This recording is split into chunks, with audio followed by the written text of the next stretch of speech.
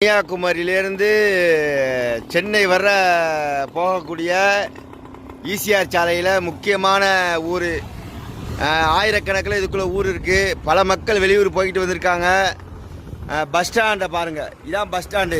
நம்ம தமிழ்நாட்டுடைய வளர்ச்சி.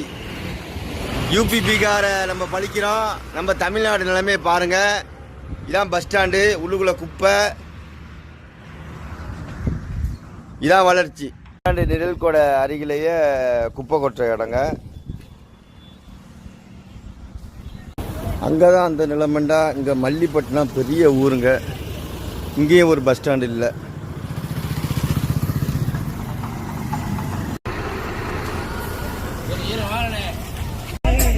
அடுத்து வர்றது சின்னாவுடார் கோயில்.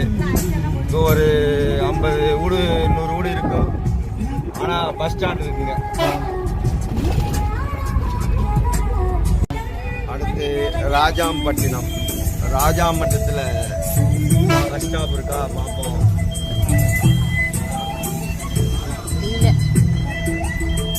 ராஜாம்பட்டினத்தில் பஸ் ஸ்டாப் இல்லை.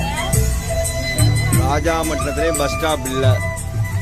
பெரிய பெரிய ஊர்லாம் பஸ் ஸ்டாப் இல்லை. பஸ் ஸ்டாப் இருக்கா, ஆனால் பஸ் ஸ்டாண்ட் இல்லை.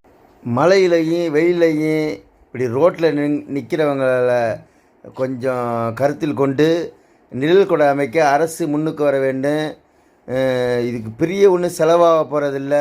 எவ்வளோ வீணான செலவுகளை செஞ்சுக்கிட்டு இருக்காங்க.